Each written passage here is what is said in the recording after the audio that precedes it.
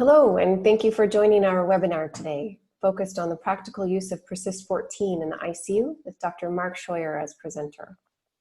Dr. Scheuer has been a board-certified neurologist and clinical neurophysiologist for 30 years. Dr. Scheuer was the director of the clinical epilepsy program at Columbia University and later was director of the University of Pittsburgh Epilepsy Center before joining the Persist Development Corporation as chief medical officer. With regards to what we will be discussing today, we know from wide clinical use and recent studies that Persist's trending and detection software is a useful adjunct to evaluating continuous EEG within ICU and neurocritical care environments. If you need a list of references, you can visit our website for that, www.persist.com. The release of Persist 14 brings a new level of performance, not only for detecting seizures, but also for recognizing clinically significant but slowly developing EEG changes that are sometimes difficult to recognize in the EEG waveforms. In this webinar, Dr. Scheuer will take us through 4 individual patient case studies. The first 2 will be fairly straightforward, and the second 2 will be more complex. We hope these case studies will demonstrate the utility of P14 in ICU settings. And with that, I will hand it over to Dr. Scheuer. Thank you, Marie, and thank you everyone for joining us today. Patients in the ICU frequently present with or develop clinically challenging and evolving brain disorders. EEG monitoring allows near real-time assessments of brain function with good temporal and useful spatial resolution. New and improved tools in Persist 14 can assist in the difficult task of monitoring by making it easier and quicker to recognize significant changes in brain function and to better understand the pace and evolution of functional changes. These tools include new deep learning seizure and spike detection algorithms, Persyst baseline trending, automated notifications for seizures and other user-assigned important changes, improved heart rate trending, and mobile review of EEG waveforms and trends.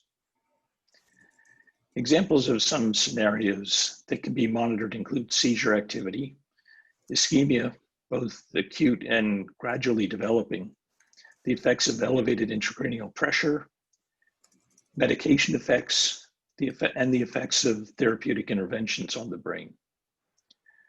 Recognition of changes in brain state can inform therapeutic decisions, like use of anti-seizure drug therapy, or prompt additional diagnostic studies, like neuroimaging for suspected new or expanding mass lesions or cerebral blood flow abnormalities. Today, I'll present several cases illustrating some of the ways that P14's trending and algorithms can be used for brain function monitoring and contribute to clinical care in the intensive care unit. I'll be reviewing several cases that illustrate the various uses of the existing and new tools in P14. So the first case review is prompted by a notification. And this notification is coming in on a patient in the intensive care unit, the medical intensive care unit, who had undergone a liver transplant about 36 hours before, but hadn't regained consciousness as expected. And because of that, EEG monitoring was requested, and within the first 20 minutes, the patient had a couple of seizures.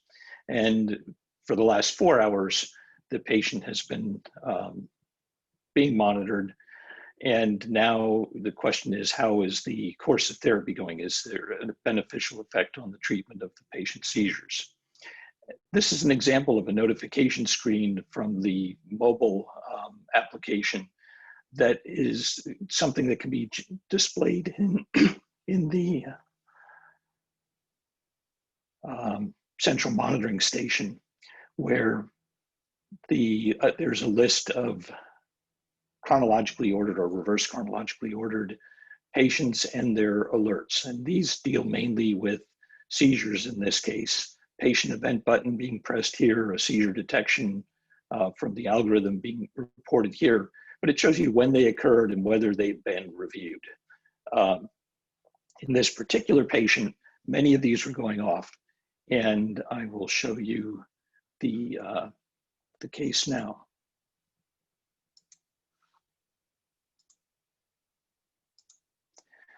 So this is the last half hour of the recording, immediately after some of the notifications were sent out. In this case, a set of trends is shown here. And again, in this talk, I'm not going to be explaining the details of trending. This is more oriented towards how you use the overall suite of capabilities in the software for doing monitoring. But here, just to quickly review some of the things you're seeing. At the top is an artifact intensity graph showing artifact for muscle, for eye movements. Next is a seizure probability graph. This is the new P14 seizure detection algorithm, which has a higher sensitivity and lower false positive rate than any of our prior algorithms. Next is a spike density graph showing it with color-coded which side, in this case predominantly red being right-sided spikes are sharp waves, and these are things that are occurring at a rate of greater than 3 per 10 seconds to light up a block of red here. Next two graphs are the left and the right hemispheric rhythmicity spectrograms, then left and right hemispheric FFT spectrograms, an asymmetry spectrogram. This is something new, an asymmetry versus baseline change graph, which is a change indicator for the asymmetry spectrogram. And that gets used to fire alerts. Next are the amplitude integrated EEG trends for left and right hemisphere averages. Next, after that is the heart rate trend. This is a new trend in P14, a new, more noise resistant heart rate trend that can be derived from the EKG signal recorded alongside the EEG. And finally, on the bottom are two new types of trends, these are hemispheric change spectrograms that show the change in the FFT spectra. And this uses a Z-score scale. White is in the middle. White would mean no Z-score change, no statistical change compared to the baseline segment that was set by either the software or a user. And then shades of darker red indicate an increase in the FFT power at a particular frequency here on the y-axis. Shades of blue-green would mean a decrease in power, again, at the frequency shown. So it's the analog of these FFT spectra, but showing change compared to a baseline segment of EEG that was designated at some earlier point in the record. So in this particular case, there are big blocks of high seizure probability showing up, and those have accompanying changes on the rhythmicity spectrogram. You can also see a change on the FFT spectra. The AEEG shows an increase with the right side going up more than the left during the event. There's no real heart rate change.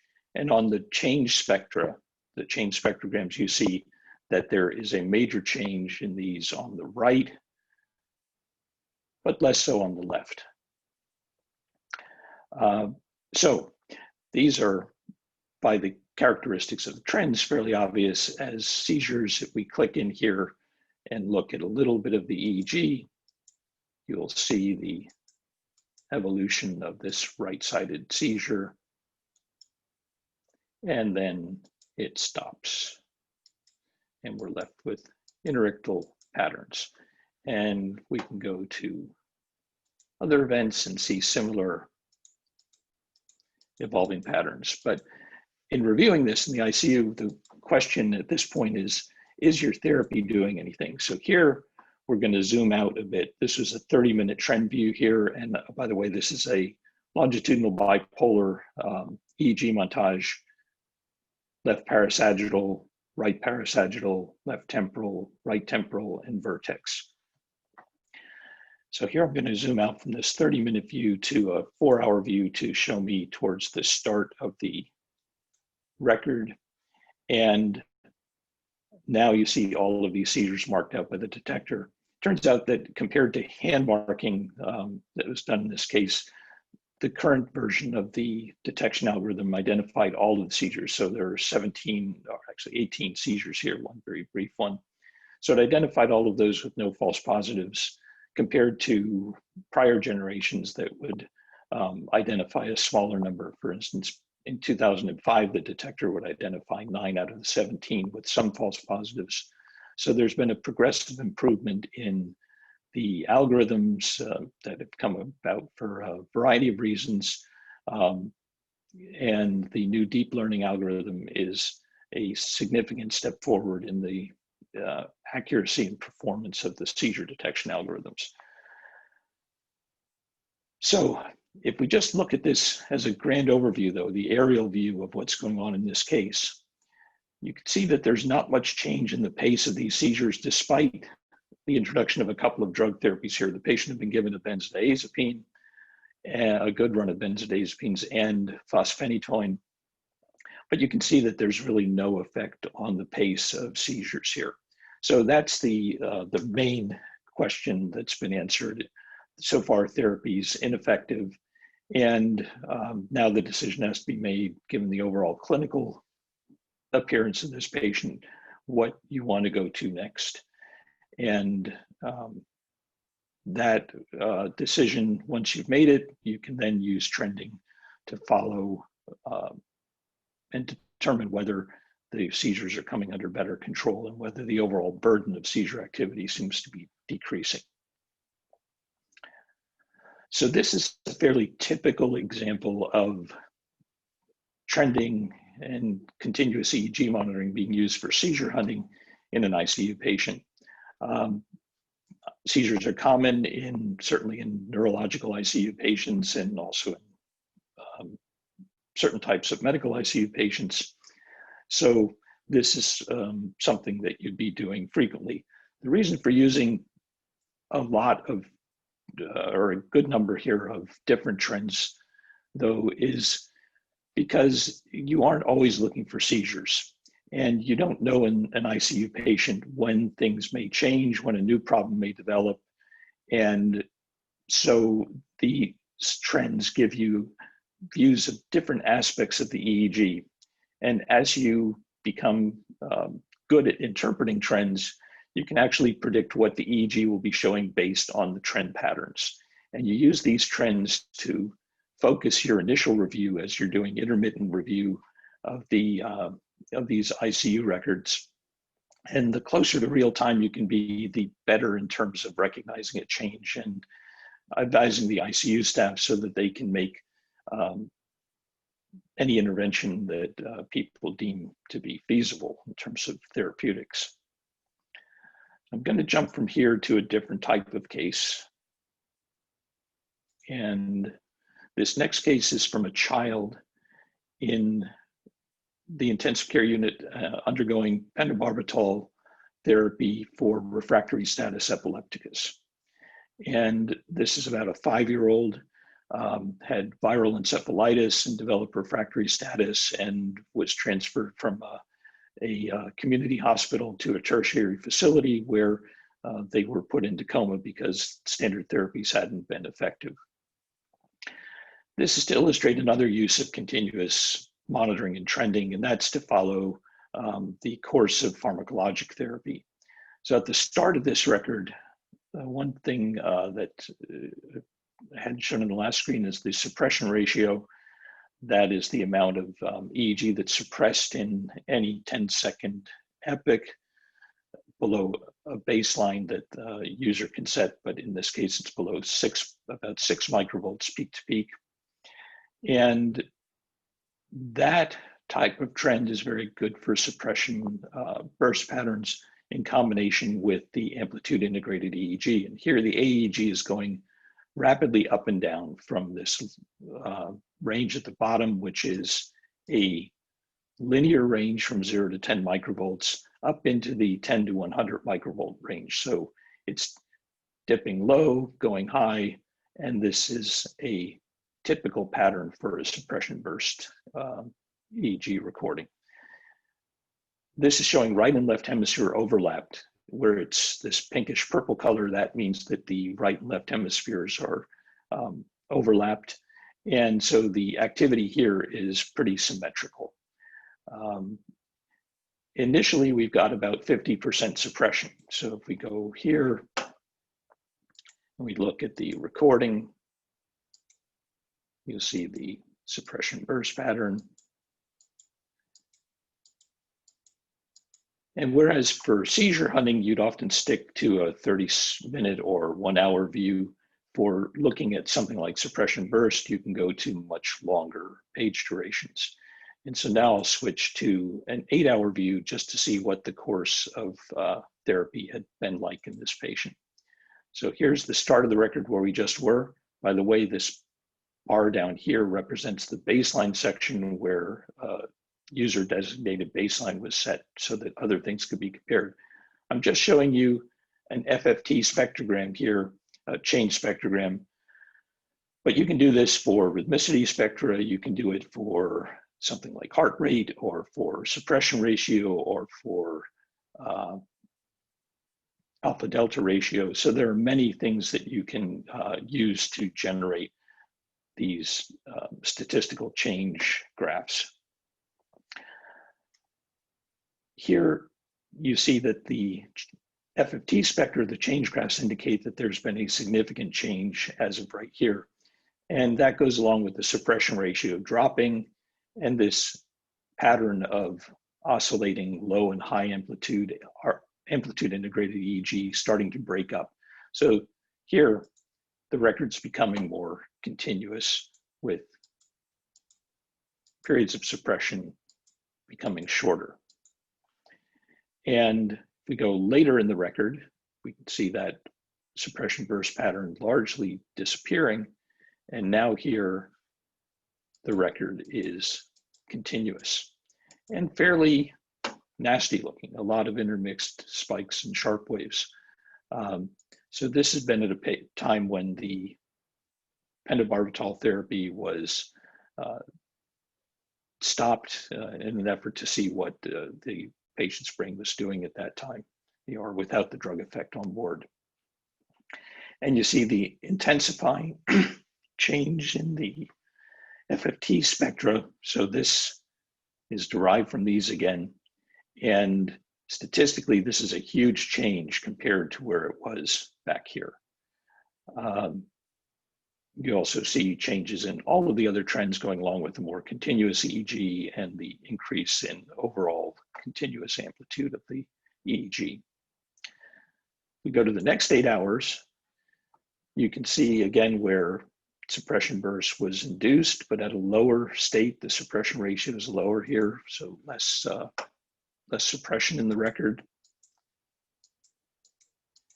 And then again, where drug therapies lessened and the pattern becomes more continuous. Here again, therapy goes up and patient enters suppression burst and then comes off again. So again, these are 8-hour runs for these trends. Now, one other interesting thing here is to look at the heart rate relative to the suppression burst activity. And if I zoom out here to a 16-hour view to show much more of this record, you can see an interesting thing with the heart rate trend. The heart rate's initially substantially lower here. And if you right-click on these scales on the right-hand side of the trends, you can show the values that are there. And you may be able to see on your screen that where I have the cursor right now, the heart rate's 100 beats per minute. And you can also see it up here in the numerics. When the suppression burst was dropped, so less drug effect here, the heart rate's up to 111. Here, where the patient's out of suppression burst, the heart rate's 147. When the drug is brought back on board, the heart rate drops again. Now, this is a little curious because typically with pentobarb, you may end up with hypotension. Pentobarb in animal models tends to have an antivagal effect. So if anything, you'd expect it to increase the heart rate. But in this case, these long-term trends are showing you that the heart rate is clearly and consistently dropping when the patient is put into a greater degree of suppression burst and rising when the patient comes out of it. Now, exactly why that is happening, I'm not sure. There are pieces of information that I don't have. Are there other inotropic drugs on board that are being changed at the same time? I don't know. Another alternative idea might be that this brain activity pattern is actually driving the higher heart rate. But this is the kind of relationship that, until we had the ability to also trend heart rate in association with these long-term EEG trends, was invisible to us. If you were watching carefully, maybe you could have recognized this at the bedside, although I suspect it would have been easy to not see this clear relationship. So this is a different type of application of trending, and that's the observation of pharmacologic interventions on the brain, and combining that with watching for seizures. Now I'm going to shift to another case.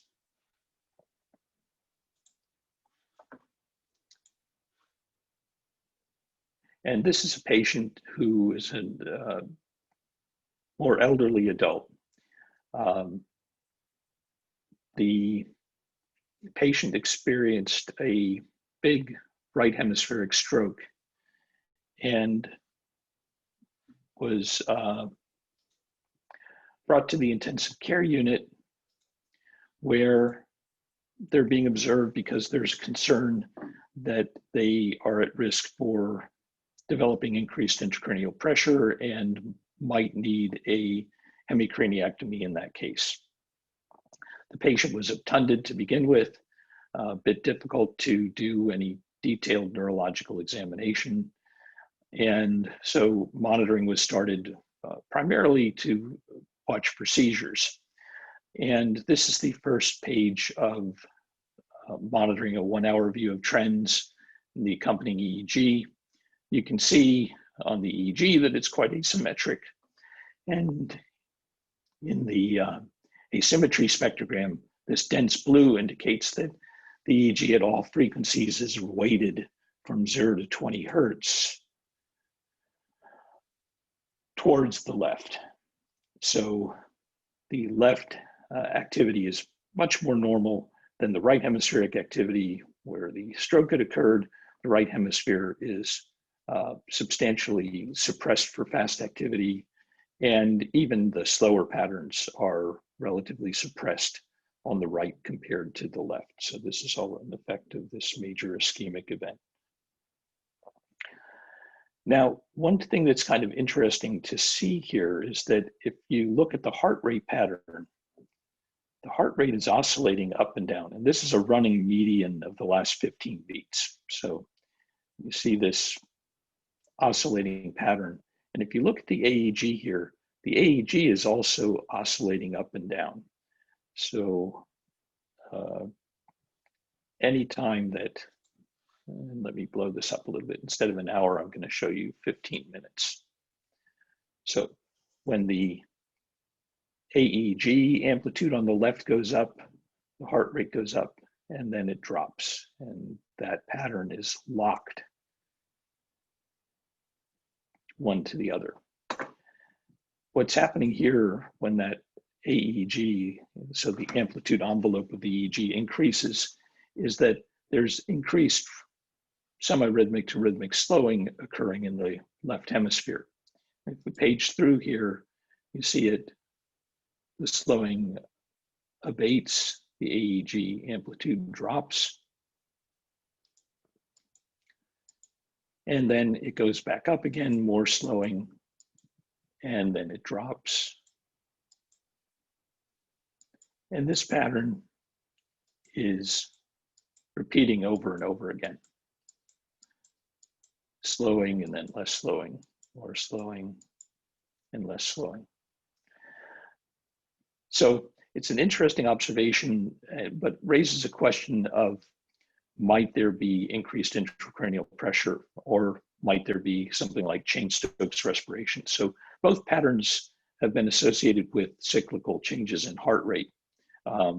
And there are reports, some from older literature, of patients with Cheyne-Stokes respiration and increased intracranial pressure having this sort of locked oscillation of the heart rate with, well, at least with the respirations. What they didn't have was the brain function going along with that. So this is at least a potentially concerning finding, that we're seeing this pattern of locked brain and heart rate activity. So I'm showing you that as the beginning of this case, but the part that actually was interesting and that triggered a review was that the software was set to alert if the asymmetry in the EEG changed. So typically you don't expect the EEG symmetry to change a great deal during the course of the recording compared to its baseline state, unless something else is changing, like a mass lesion changing, or edema improving, or worsening, or intracranial pressure changing, or the blood supply to a region of brain changing. Outside of those settings, the EEG asymmetry is typically going to remain approximately the same throughout the recording. So if you see a major change in asymmetry, then you have to ask, why is that happening? And is there something new going on? And in this case, there was an alert set for these asymmetry change indices. It said if it goes over 4 z-scores different, so statistically it would be quite unlikely for something to be 4 z-scores out, but if it goes 4 z-scores out and it does that consistently for more than 5 minutes, send an alert.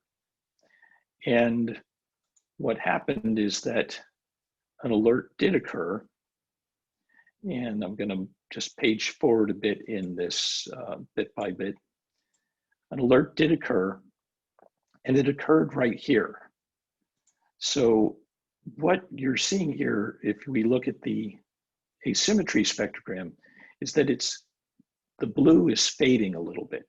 You can see it fade even more here. That fading blue means it's less asymmetric than it was. So you'd have to ask, why is the EEG less asymmetric? And then you refer to the actual waveforms. And if we look at the waveforms here compared to back here, much more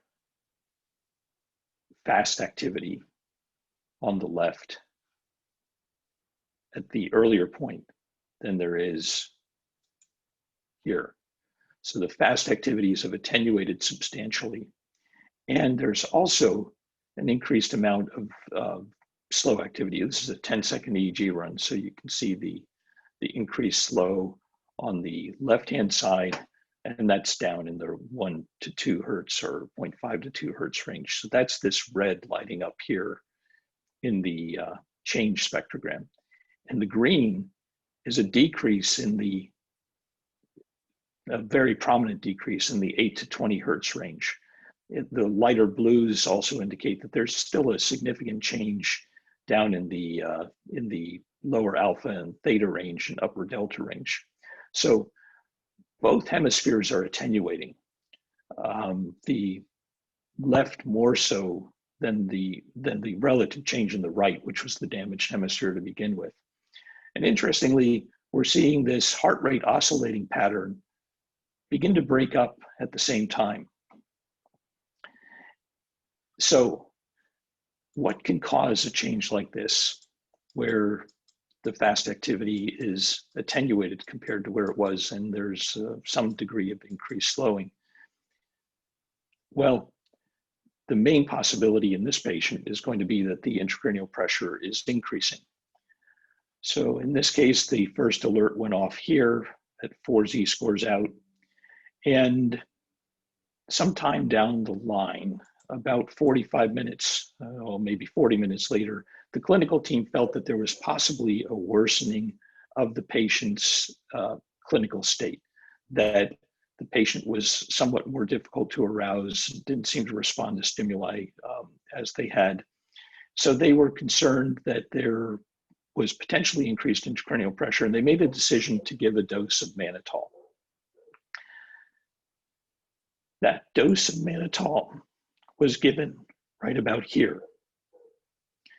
So mannitol dose goes in, and immediately the left hemispheric change spectrogram shows that all of a sudden everything is going back towards white, back towards where it was at the baseline state. And simultaneously, we can see in these graphs that the AEG has increased in amplitude, that there's a change that you can see in the rhythmicity spectrograms where this rhythmic activity in the sort of 8 to 10 region on the left side has come up again. And so the mannitol dose was met by an immediate neurophysiological improvement towards baseline. And if we go to look at the EEG there, now the EEG looks like this. The fast activity has returned. So that return of fast activity occurred over the course of minutes after the dose of mannitol. So this is something where we're seeing an immediate and pronounced effect of mannitol, which I think is quite supportive of the idea that this patient had increased intracranial pressure and was actually ischemic here, and that's why they were losing their fast activity, and that the mannitol promptly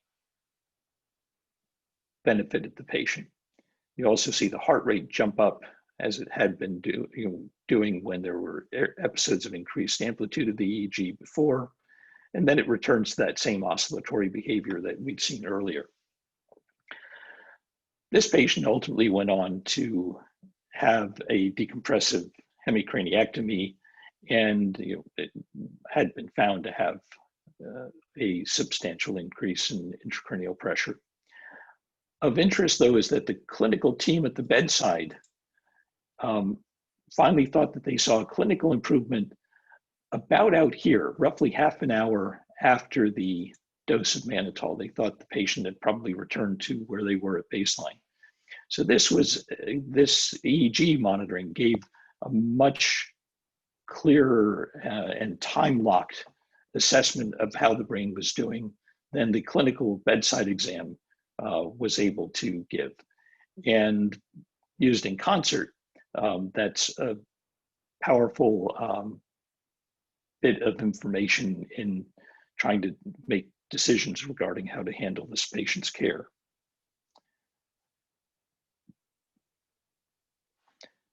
And now we're going to jump to final case.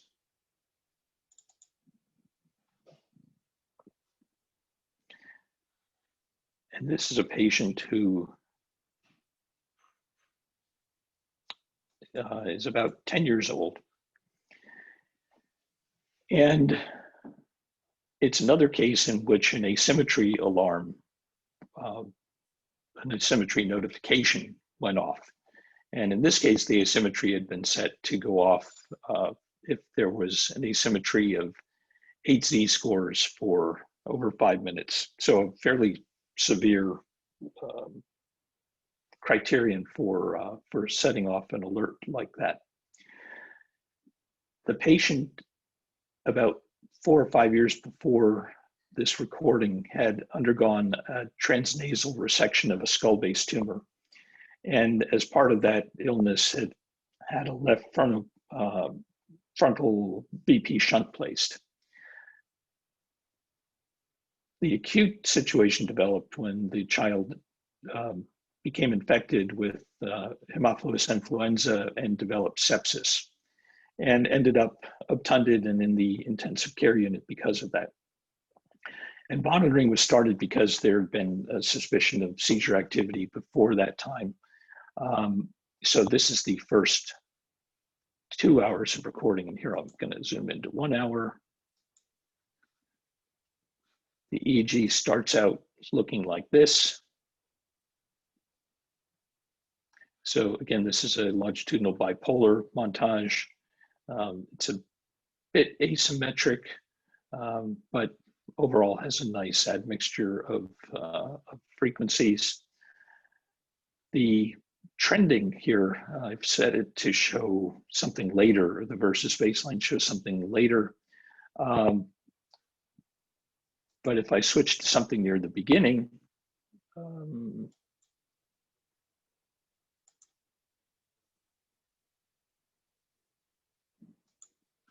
actually,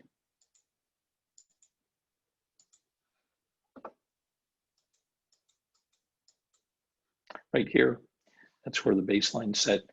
That's what these comparisons are being made to. So the EEG at that point looks like this.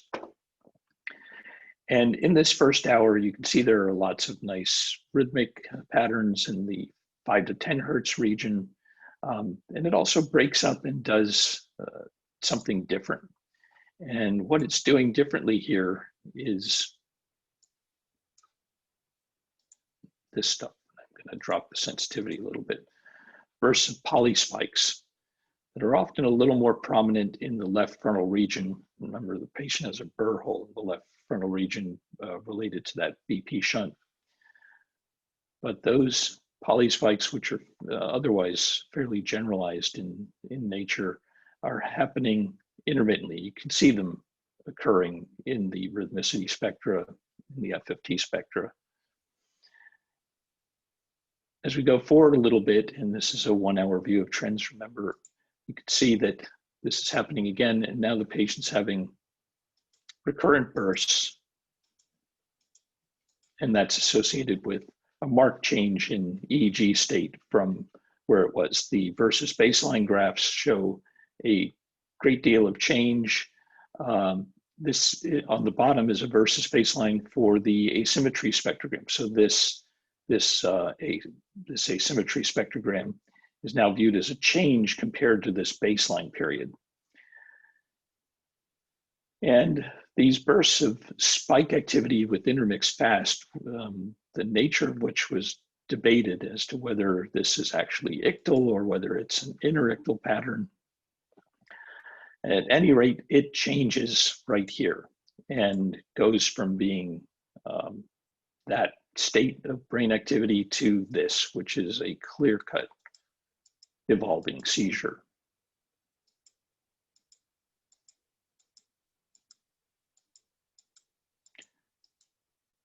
So seizure was recognized, seizure detector lights up there, sends an alert that a seizure has occurred.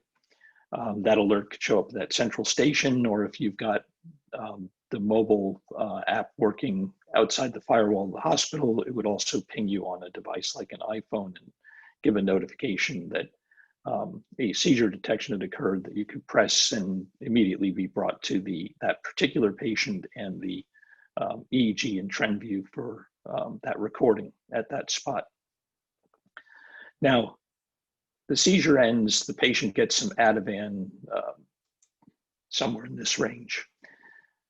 As is often the case, exactly where isn't documented on the EEG, just that it happens somewhere in that range. And then after the seizure, there is a change in the EEG. Here's some of the waveform data. So a bit of an asymmetry. The faster activities on the left that were there are a bit attenuated. And so this may be a post-ictal change. And it's there and abates a bit. We get back to having more rhythmic activity than in this period. But the EEG has changed compared to where it was, and we see that on these versus baseline spectrograms. And if we move forward a bit, it was around here that an alert came in that there had been a major change in the symmetry of the EEG. And this red line lighting up here is a change in the asymmetry of the EEG. In the posterior quadrant, the top line is the anterior quadrant. So these things are saying the EEG symmetry has changed. And the surprising thing here is that this is long after the seizure occurred. So now it's changing. In a version of the software that'll be coming out fairly soon, there'll be a new ratcheting notification that it will automatically reset. If you reach one threshold, it can go up to a next threshold higher and next threshold higher to keep on telling you that it's progressively changing. And in this case, that sort of ratcheting threshold keeps going off time after time as the EEG gets farther and farther, more and more asymmetric, farther and farther away from where it was. And so here is, here's this. I'm going to change the baseline to something closer to this. So after the seizure, you can put as many baselines as you want in. So now this is going to be using a post-seizure baseline. And now that is the baseline, and it's white there because that's the baseline period that it's comparing it to itself. But we begin to see this asymmetry change light up. These shades of blue are the same on either direction, but white would be no change in symmetry. The blue means there's been about a 5 or 6 z-score change in symmetry. And if we look at the accompanying spectra here, you can see that the left has dropped out this stuff in the theta and alpha range, and also up in the beta range. So again, we've balded out the fast activity of the EEG. So there's what the EEG looks like now. So slower than it was on the left, but also lacking most of the fast activity that it had before. And if we jump to the next page of hour long, see how this green becomes more and more intense and involves more and more of the left hemisphere. Well, this is worsening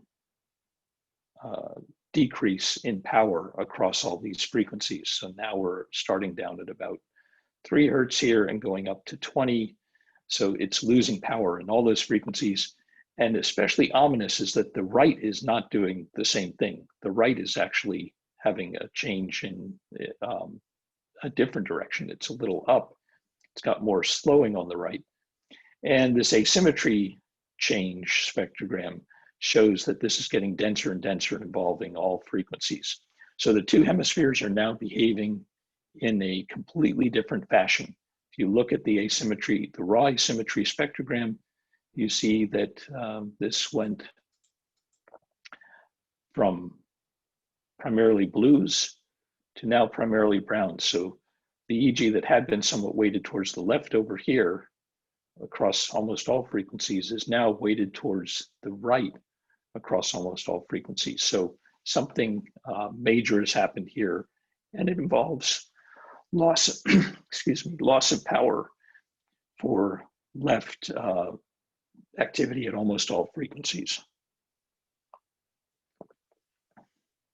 Now, there was a monitor, excuse me, there was a monitoring team watching this, but they actually didn't pick up on the change until about 90 minutes after the first alerts were broadcast by the automated method, which wasn't in use at the time in real time.